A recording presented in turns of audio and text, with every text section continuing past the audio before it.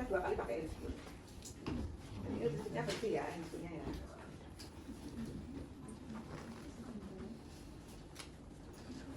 Atau nanti kalau misalnya di situ jumlah hand spoonnya terbatas, kita akan manfaatkan yang kresek tadi. Jadi kita pakai 2 kresek, tangan kita dimasukkan ke dalam kresek.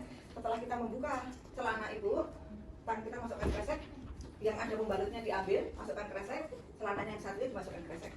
Gitu. Tapi kalau kita ada hand spoon, kita bisa dengan dua. Tadi harus bikin. Ya. Buka ya. Kemudian setelah kita ganti, gitu ya, kita minta ibu, ya kita bebaskan area sini. Ya, kemudian kita buka, oke, kita buka. Tolong dibantu Mbak, angkat. Nah, ya kemudian nanti ibu diminta kalau mau BAB atau BAK dulu, ya silakan ibu diminta untuk BAB atau BAK terlebih dahulu, ya. Kemudian nanti kita cek, gitu ya, misalnya di sekitar sini ada kotor, ya kita ambil tisu, kemudian kita bersihkan di area yang kotor tadi. Ya setelah itu nanti kita tutup kembali, kita angkat pispotnya, ya, oke. Ya, kemudian kita pasang perlak pengalasnya. Perlak cilik. Nanti kalau ibu habis melahirkan perlaknya jangan cilik gini ya. Besar yang besar. Ya, dan tidak usah pakai kain. Karena nanti kan biasanya kotor gitu. Untuk nih. Mungkin siapa wih? Dari pangkat dulu. Ya Allah, aku pas kayak. Ya. Oke, kemudian ini kita buka lagi. Kemudian nantinya saya buka ya. Ya, seperti itu. Kemudian kita lepas hand spoon atau lepas hand spoon kita setelah nanti kita mau moles, itu lebih aman. Jadi nanti kita kan masih megang pispot ya. Jadi nanti pispotnya kita letakkan di pispot. Bengkok. Ya, kemudian kapas ini kita letakkan di sini. Kemudian kalau ada luka, kita siapkan cairan luka yang tadi dia ada apa ini? Kasa di situ. Kemudian kita oleskan. Kita siapkan dulu di sini. Kasa dikasih satu lagi buat kasa. Wah, ini Anda itu minimalis sekali. Nah, ini kita kasih dulu obat luka ya, karena nanti untuk ini.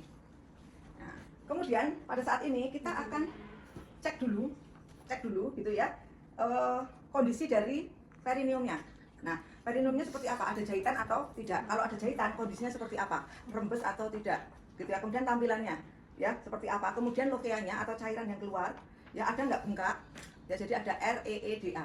R yang pertama adalah redness. Ada nggak kemerahan? Ya, redness. Kemudian yang kedua, edem, ada nggak bengkak? Yang ketiga, ekimosis, kebiruan. Ya, D itu discharge-nya, lokeanya atau cairan yang keluar.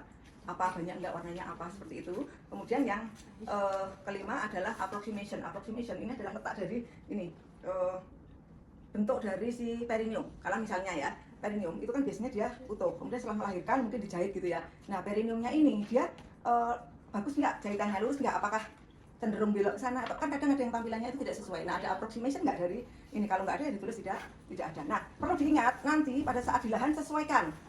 Kalau ibunya itu apa lokeanya metu terus, discharge-nya metu terus, si pispot nggak usah diangkat dulu.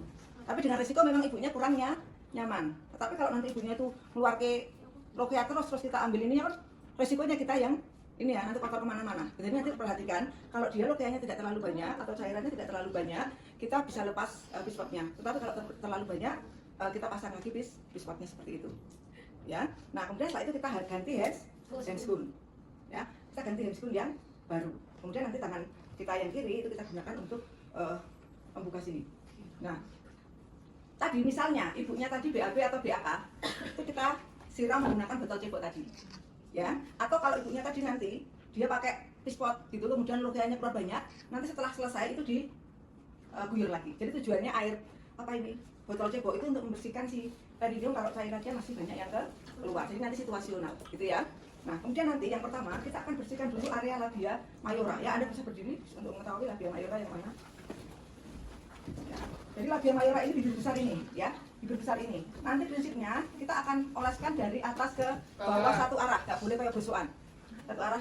Kemudian kalau mau ganti, misalnya masih kotor pakai area sampingnya. Ya, jadi nggak boleh, gini nggak boleh. Jadi nanti kita akan pegang, satu tangan megang, kemudian satu tangan akan lakukan pembersihan dulu. Kemudian kalau mau ganti, ini kan tadi udah kotor. Kita pakai ini dulu. Kemudian kurang bersih. Kemudian baru ganti si yang sebelah satunya.